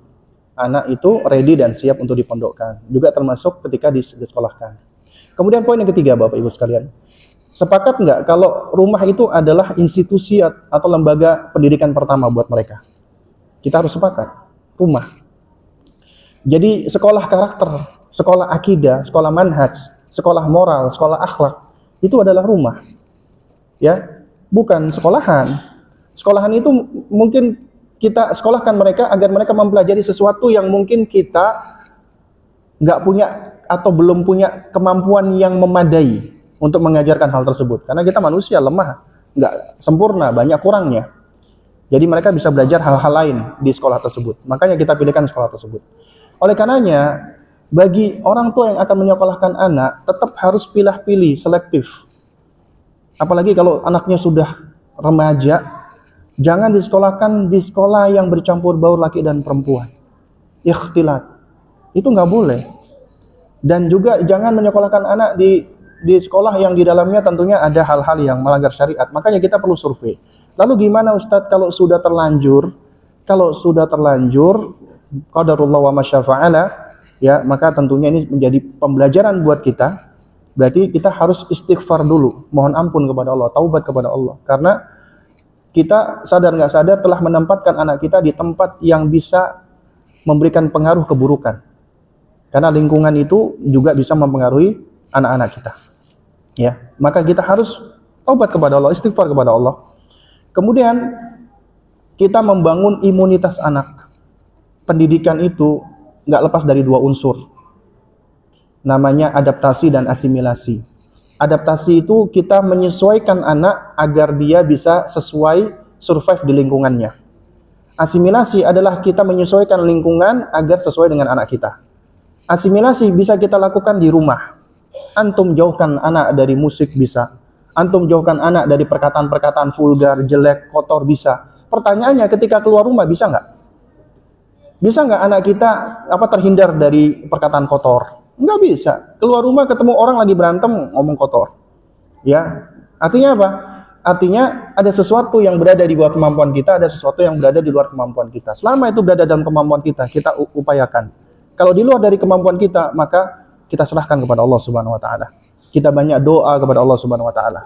Dengan kata lain, ya, berarti kalau anak kita misalnya berada di tempat-tempat yang kemungkinan yang peluangnya banyak keburukan, selain doa, minta kepada Allah agar Allah jaga, kita tetap menasehati anak kita. Semampu kita kasih tahu. Ya, kita jelaskan. Artinya membangun imunitas dia dari keburukan. Dan kunci membangun imunitas dari keburukan itu mengikuti langkahnya Luqman alaihissalam. Secara ringkas, ajarkan tauhid pertama, ajarkan muraqabatullah, merasa diawasi Allah. Bagaimana cara mengajarkan muraqabatullah secara ringkas dari Luqman itu dengan dua cara. Mengajarkan tentang nama-nama dan sifat-sifat Allah. Ya, Allah Al-Basir, Allah Maha Melihat, penglihatan Allah sempurna. Ini memang butuh ya, ada bahasanya sendiri ya. Sama dengan metode tamtsil. Tamtsil itu ya memberikan metafora atau perumpamaan agar anak lebih mudah faham. Ya. Kemudian yang ketiga baru diajarkan konsepsi ibadah salat. Ya bunayya aqimis shalah. Wahai nak, tegakkan salat. Kemudian ajarkan amar ma'ruf nahi mungkar. Amar ma'ruf nahi mungkar ini salah satu cara kita membangun imunitas yang kuat agar anak kita itu nggak gampang terseret dan mudah-mudahan dia yang menyeret kepada kebaikan. Karena sahabat itu as-sahibu sahib. Sahabat itu, teman-teman itu bisa menyeret, imma sahibu ilal khair au ilal syarr, bisa menyeret kepada kebaikan ataupun malah menyeret kepada keburukan. Makanya kita jadikan anak kita dia bisa menyeret kepada kebaikan, alih-alih menyeret kepada keburukan. Nah, kemudian yang terakhir adalah sabar. Ajarkan mereka bersabar. Kehidupan ini penuh dengan ujian, ya, agar mereka bisa menghadapi kesemua itu. Nah, itu jadi mungkin yang bisa yang bisa kita lakukan seperti itu ya. Karena kalau udah masuk sekolah seperti itu ya, kita ya harus banyak istighfar kepada Allah. Kemudian tetap kita melakukan pendekatan yang baik dengan anak kita. Ya. Bagaimana cara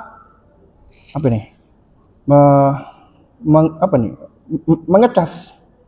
Bagaimana cara mengenalkan anak ketika dia berpikir? Bagaimana cara menguatkan anak ketika dia berpikir dia fakir ilmu agama? Karena bukan dari pendidikan pesantren, tapi berkeinginan istri yang baik agamanya, ya, dari pesantren, SDIT, SMPIT, SMA dan kuliah negeri.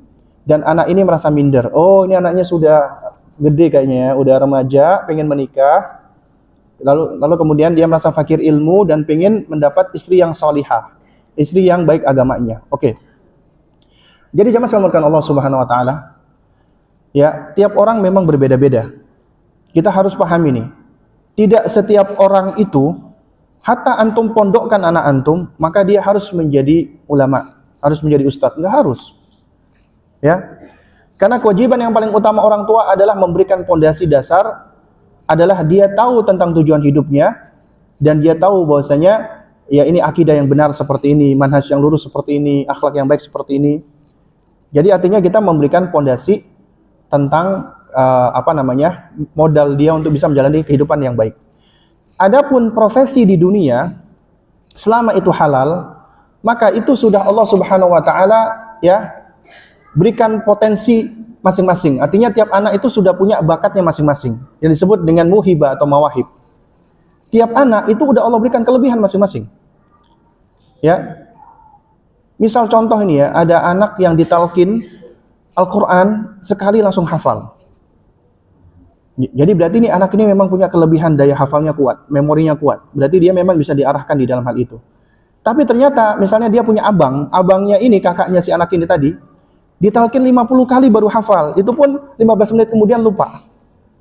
Ya, tapi tetap dia bisa menghafal. Artinya tetap diajarkan Al-Qur'an, tapi tentunya standarnya tidak disamakan dengan adiknya. Nggak boleh kita samakan standarnya. Karena kemampuannya berbeda.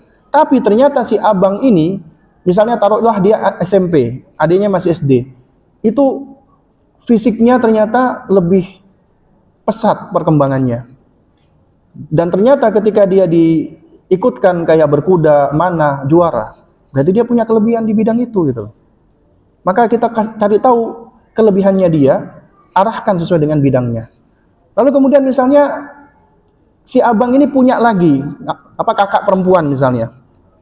Kakak perempuannya hafalannya biasa-biasa aja. Lebih baik daripada adiknya tadi yang pinter manah tadi. Ya, dia ditalkin mungkin 10 kali hafal, anaknya rajin misalnya. Ya, kemudian fisiknya juga biasa-biasa aja karena apalagi dia cewek, tapi logika matematikanya bagus. Ketika berhitung dia bisa ngitung dengan Masya Allah, cepat. Berarti ini anak punya kelebihan lain. Nah, tugas kita orang tua arahkan sesuai dengan kelebihan. Tugasnya kita, di antara yang disebutkan oleh Ibnul Qayyim, cari tahu tentang bakat anak kita. Karena tidak semua anak itu harus diarahkan semuanya menjadi alim ulama. Karena kita butuh di dunia ini seorang muslim yang akidahnya benar, tapi juga ahli kedokteran, ahli fisika, ahli kimia, ahli matematika, ya ahli bangunan, arsitek, ilmu-ilmu yang bermanfaat untuk dunia ini. Dan itulah Allah jadikan kita sebagai khalifah fil ardi untuk memakmurkan bumi Allah agar kita bisa menjaga amanat Allah Subhanahu wa taala ini, masing-masing sudah Allah berikan kelebihan. Makanya Rasulullah SAW itu adalah sosok yang paling sempurna dan paling tahu tentang bakatnya sahabat-sahabatnya. Seperti contoh misalnya Mu'adz bin Jabal radhiyallahu taala anhu. Nabi lihat ini anak muda ini punya kelebihan di dalam hal menjelaskan. Artinya dia punya kemampuan retorika yang baik. Akhirnya dijadikan Nabi sebagai delegator Nabi untuk berdakwah di Yaman. Ya. Juga demikian dengan Mus'ab bin Umair, ya. Juga beliau sempat suruh beliau untuk menjadi delegasi pertama di Yaman. Lalu kemudian ada Zaid bin Thabit radhiyallahu taala anhu, usianya masih 14 atau 15 tahun, tapi pintar bahasa. Beliau belajar bahasa Ibrani 17 hari. Belajar bahasa Suryani 15 hari.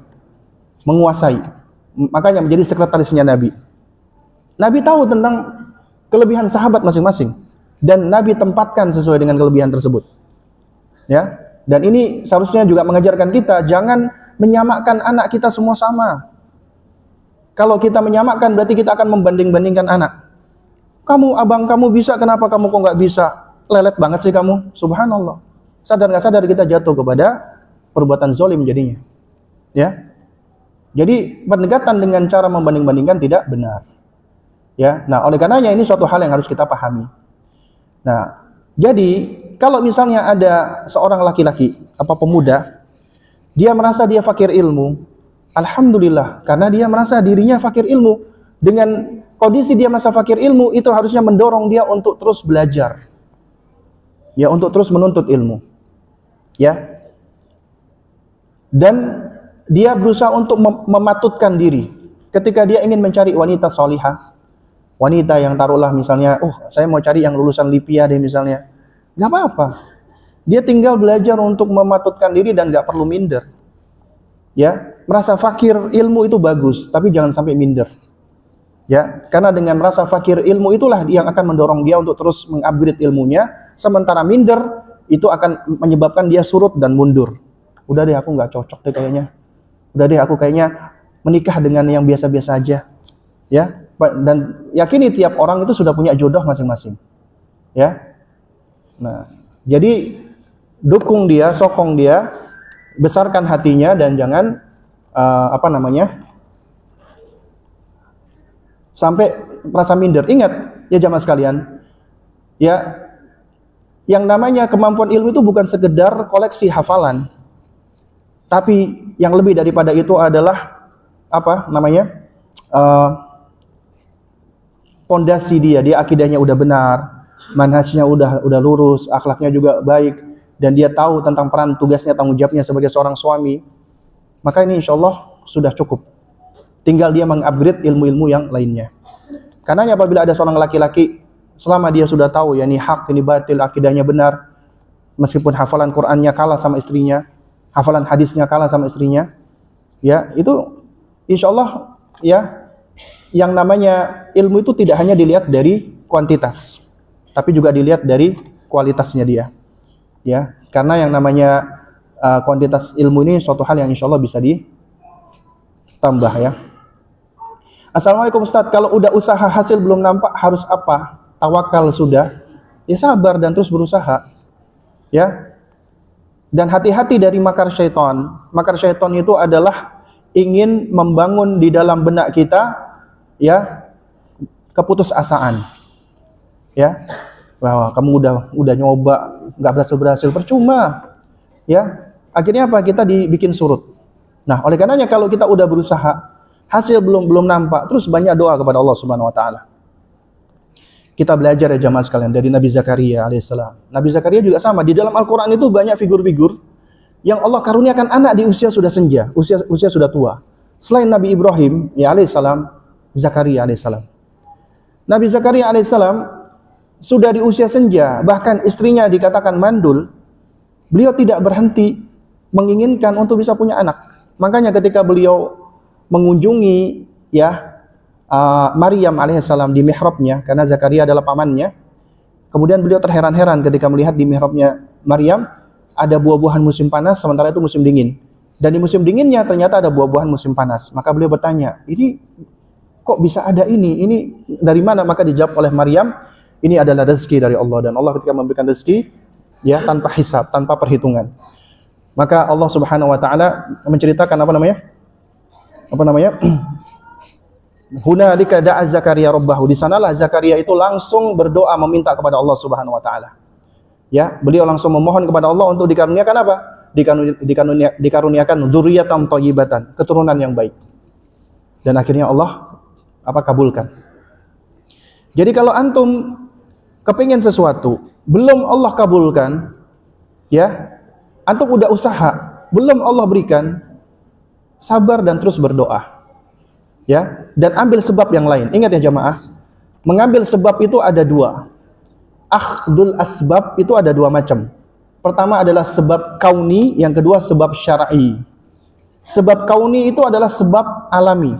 Antum sakit datang ke dokter. Ya, antum ingin makan, antum ingin hilang lapar ya makan. Untuk bisa makan, antum harus usaha, kerja atau yang lain sebagainya. Makanya sebab kauni ini bisa haram, bisa halal. Antum cari makan bisa dengan cara jualan, bekerja, atau bisa dengan cara yang haram, merampok. Nah, tetap kita melazimi cara yang halal. Ya. Yang kedua ada sebab syar'i. Sebab syar'i itu adalah sebab-sebab yang dikaitkan dengan syariat. Ada tuntunan-tuntunan dari Nabi. Misalnya kita banyak berdoa. Ketika sakit kita ruqyah, misalnya kita meruqyah diri kita sendiri. Ya, atau kita banyak berdoa kepada Allah, kita banyak berzikir kepada Allah, kita banyak bersedekah, atau yang semisalnya. Nah, juga di antaranya yang seringkali ditempuh oleh sebagian ya kawan-kawan muslim kita, ketika ada masalah, mereka ingin mendekat kepada Allah, mereka curhat kepada Allah, mereka datang ke tanah suci. Langsung curhat kepada Allah di tempat yang paling istimewa, tempat yang mustajabah. Dan dari jamaah-jamaah yang saya bersama yang punya berbagai macam masalah ya jamaah sekalian, itu alhamdulillah ya Allah Subhanahu wa taala tidak pernah membuat hamba-hambanya itu menjadi upayanya itu menjadi sia-sia. Saya pernah beberapa bulan yang lalu ya bawa jamaah, pendiam banget orangnya, jarang ngomong. Singkat cerita akhirnya pada saat kita sampai di Madinah ngobrol-ngobrol, dia akhirnya curhat. Dia bilang, Ustadz, saya itu sebelum berangkat ke sini itu sudah berusaha melakukan upaya bunuh diri beberapa kali. Kenapa, Pak? Karena saya hutangnya banyak, Ustaz. Saya terjerat pinjol atau ojol. Bukan ojol, pinjol atau apa? Apa satunya? Ya pokoknya yang satu lagi lah. Pokoknya all lah belakangnya, online. Dia usahanya bangkrut. Katanya dia sempat ketipu temennya. Utangnya dia ratusan miliar.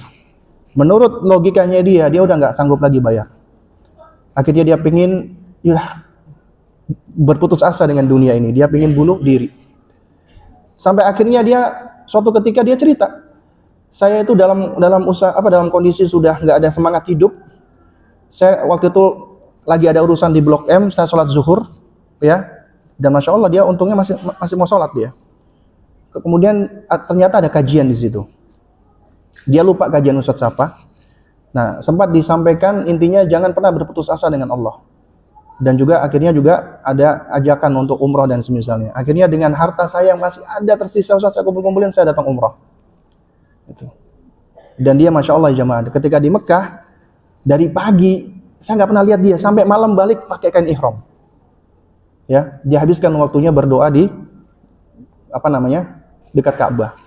Setelah pulangnya beberapa waktu kemudian, dia sempat WA saya, kemudian saya tanyakan bagaimana kondisinya, kabarnya. Dia bilang, alhamdulillah Ustadz, kondisi saya sudah lebih membaik. Saya juga sudah mulai banyak dibantu oleh teman-teman pengacara kenalan dia untuk supaya hanya membayar pokoknya saja, dan dia udah berusaha, dan akhirnya dia katanya sudah muncul optimismenya. Meskipun dia belum mampu membayar semua utangnya, tapi dia udah optimis lagi. Dia merasa dia sudah mampu, dia sudah yakin. Karena itu jamaah sekalian, ketika antum berusaha, antum belum dapat, hati-hati makarnya syaitan yang berusaha memalingkan antum untuk mundur ke belakang. Tetap harus husnudzon dengan Allah Subhanahu wa taala, yakin sama Allah Subhanahu wa taala. Allah enggak akan berpaling dari hamba-hambanya yang selama dia tidak berpaling dari Allah Subhanahu wa taala. Di sekitar rumah saya banyak kajian di masjid atau musola yang diawali dengan nyanyi-nyanyian, bacaan-bacaan dan marhabanan. Baru terakhir ada kajian tahsin. Apa boleh Ustaz kita mengikuti sedang tujuan kita hanya ingin belajar tahsin?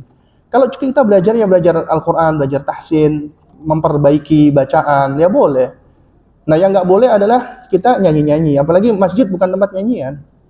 Masjid tempat zikrullah. Ya. Kadang-kadang ya jamaah sekalian saya heran nih. Rumah Allah itu dijadikan nyanyian, selama itu bahasa Arab dianggap sholawat. Padahal isinya cinta-cintaan.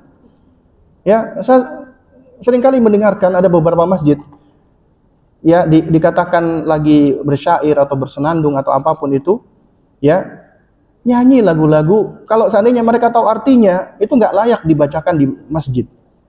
Ya, seperti ada yang albi hatiku ini pakai lahjanya Mesir. Itu lagu percintaan. Ya, atau yang semisalnya itu dinyanyikan di masjid, nggak layak ya jamaah sekalian. Bahkan kalaupun seandainya kita mau tegas, itu termasuk menistakan masjid, menistakan rumah Allah Subhanahu wa taala. Sekarang subhanallah banyak sekali perbuatan-perbuatan menistakan ya ajaran Rasulullah, namun dianggap itu sebagai kebaikan. Di antara yang paling mengerikan adalah sholawatan dengan joget-joget, pakai sound horeg. Ada wanita-wanita pakai baju yang nggak layak, joget-joget dan lain sebagainya. Padahal ya, anjuran kita, kalau antum datang misalnya ke Madinah, melewati makamnya Rasulullah SAW, itu adabnya adalah tidak mengangkat suara. Cukup mengucapkan salam. Assalamualaikum ya ayuhan nabi wa rahmatullahi wa barakatuh. Karena adab kita jangankan ya kepada Rasulullah, kepada orang tua aja, kita ngomongnya baik. Bukan teriak-teriak. Assalamualaikum. Seakan-akan ya kalau ucapan kita lemah lembut seakan-akan kayak nggak sampai. Seakan-akan kita menganggap orang yang kita ucapkan itu tuli. Itu mengandung penghinaan ya jamaah sekalian. Apalagi bersolawat sambil joget-joget, sambil nari-nari. Itu termasuk penghinaan terhadap Rasulullah Sallallahu Alaihi Wasallam. Ya.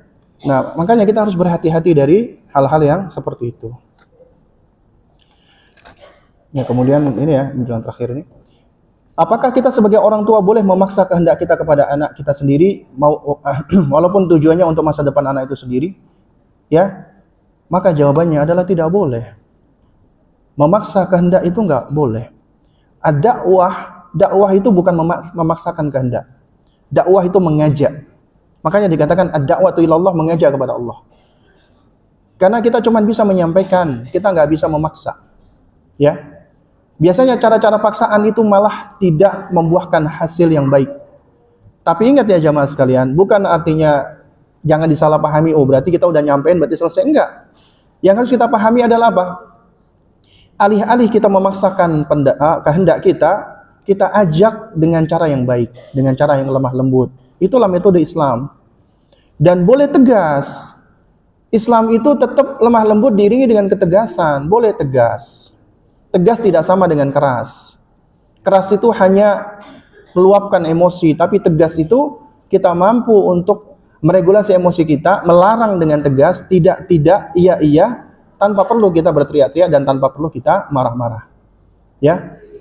Jadi jangan kita memaksakan kehendak, belum tentu kehendak kita cocok dan pas buat anak kita. Tapi harus dibedakan dengan bab ukubah, bab memberikan hukuman atau konsekuensi. Dalam pendidikan itu ada namanya thawab wa iqab, reward and punishment. Anak melakukan kesalahan, boleh diberikan hukuman sebagai bab pendidikan, ya meskipun ini tentu ada dhawabitnya ya. Jadi perlu dibedakan antara kita mendidik dengan memberikan memberikan hukuman, ada ketegasan dengan memaksakan kehendak. Ya. Karena Anda sama anak Anda itu orang yang beda, makhluk yang berbeda. Nggak mau tahu, pokoknya Abi mau kamu pengennya begini. Tapi enggak, pokoknya kamu harus begini. Abi nggak mau tahu, kamu harus ikut Abi. Itu suatu hal yang nggak baik. Suatu hal yang tidak layak dilakukan seperti itu. Meskipun tujuannya baik. Kenapa? Karena tujuan yang baik belum tentu caranya baik. Makanya Abdullah bin Mas'ud mengatakan, wa kam min muridin lil khairi lam yusibhu. Betapa banyak orang yang punya tujuan niat yang baik ternyata nggak memperoleh. Kenapa? Caranya nggak baik. Coba jamaah sekalian. Seorang ayah memukul anaknya 5 tahun, 6 tahun karena nggak sholat. Itu tujuannya baik nggak? Baik. Kenapa? Karena pengen anaknya sholat. Pertanyaannya, benar nggak caranya? Mengikuti tuntunan Nabi nggak? Nabi mengatakan, muru auladakum bisolah wahum abna'u sab'in. Perintahkan anakmu sholat 7 tahun. Wadribuhum alaiha wahum abna'u ashrin. Pukul kalau nggak sholat 10 tahun, dan itu sebagai solusi terakhir. Dan ada dhawabitnya lagi diterangkan oleh para ulama. Artinya hukuman pukulan pun seandainya ya harus diterapkan, itu 10 tahun. Kenapa anak 5 tahun, 6 tahun kau sudah dipukul? Hanya gara-gara pengen sholat. Ternyata karena apa jamaah sekalian? Karena penyakit manusia, dan ini salah satu sebab gagalnya pendidikan, dan ini salah satu yang menggugurkan hikmah, yaitu apa? Istijal, tergesa-gesa.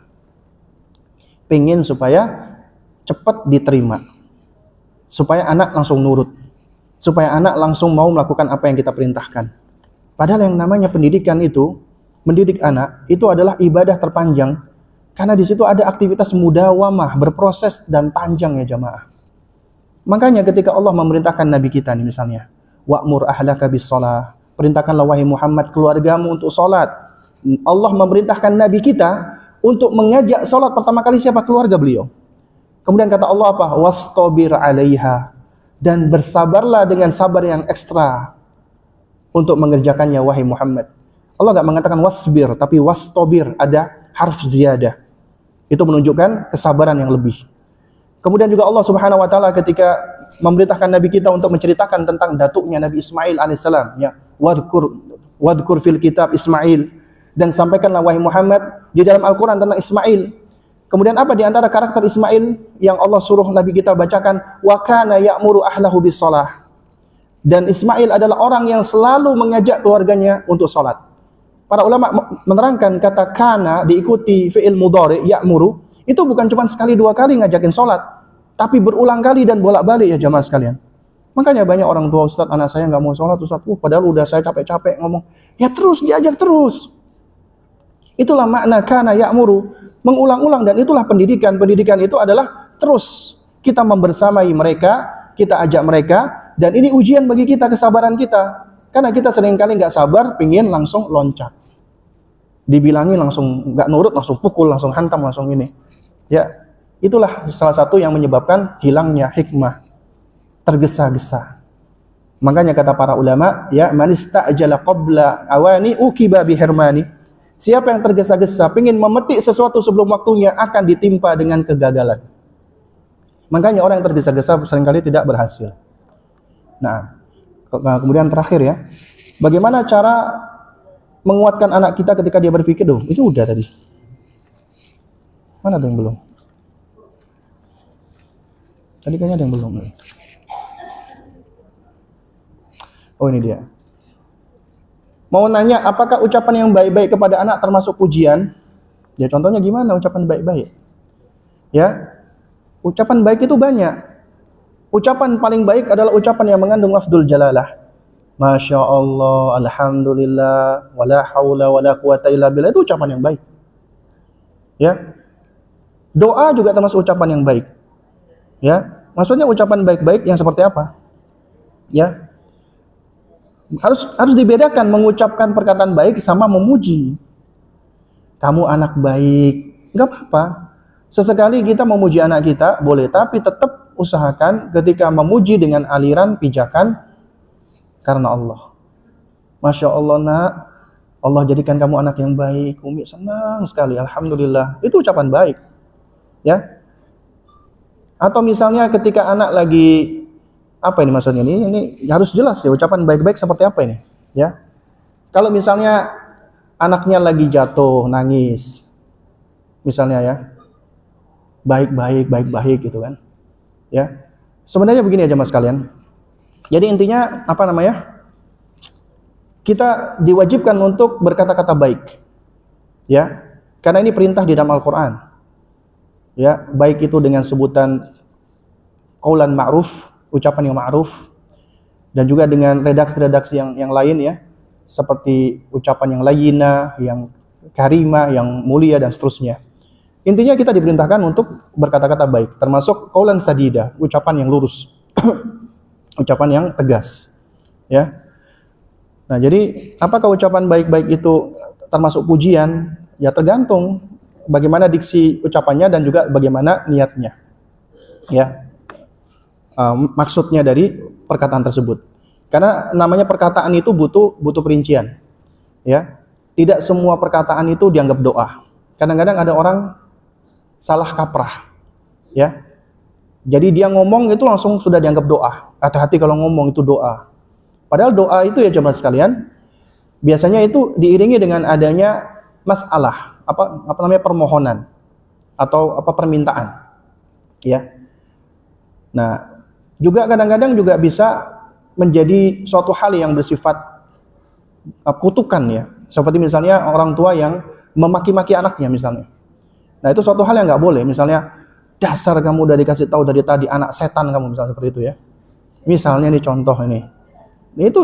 Itu juga ucapan yang jelek, ucapan yang buruk. Bahkan itu kembalinya kepada orang tuanya. Karena mengatakan kamu anak setan berarti orang tuanya yang setan berarti. Ya. Ini makanya harus berhati-hati ketika berkata.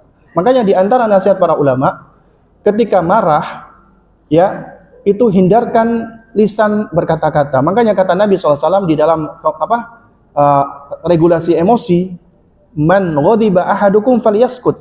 Apabila salah seorang dari kalian lagi marah, diam, jangan ngomong. Antum lagi marah, lagi kesel, lagi sebel, jangan ngomong dulu. Tahan diri dulu. Ibaratnya emosi itu muncul karena ada pencetusnya. Jiwa antum sedang bergolak-golak. Belajar dari minuman berkarbonasi. Kita nggak menyebutkan merek ya, apalagi banyak diboikot sekarang. Ya, minuman berkarbonasi. Minuman berkarbonasi ketika dia tergoncang-goncang, langsung antum buka, akan menyembur kemana-mana.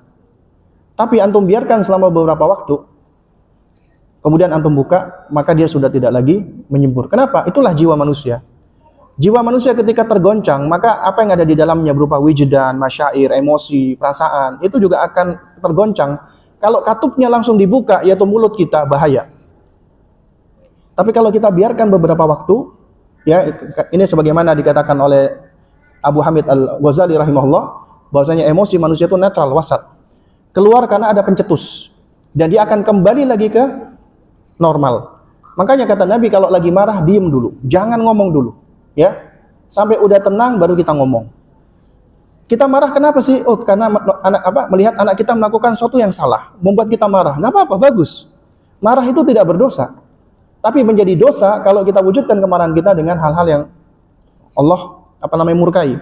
Kita memaki anak kita misalnya, atau langsung kita pukul habis-habisan, ya. Nah, itu yang bisa jatuh kepada kezaliman. Tapi kalau kita mampu menahan dan meregulasi emosi kita, malah kita mendapatkan pahala dari Allah Subhanahu wa taala. Itu karakternya muttaqin dan muhsinin. Setelah tenang baru kita ngomong. Ya. Nah, jadi dengan akal yang sehat, ketika kita mengoreksi anak kita akan lebih baik daripada ketika akal kita masih terguncang dengan emosi dan perasaan. Nah, jadi ini suatu hal yang harus kita pahami bersama jemaah sekalian. Ya, karena sudah pukul 11 ya, mungkin kita cukupkan dulu sampai di sini. Kurang lebihnya saya mohon maaf apabila ada hal-hal yang kurang berkenan. Tentunya yang benar datangnya dari Allah Subhanahu wa taala, yang batil, yang salah datangnya dari diri saya pribadi. Ya, aqulu qouli hadza wa astaghfirullah li wa lakum. Subhanakallahumma wa bihamdik asyhadu an la ilaha illa anta astaghfiruka wa atubu ilaik. Assalamualaikum warahmatullahi wabarakatuh.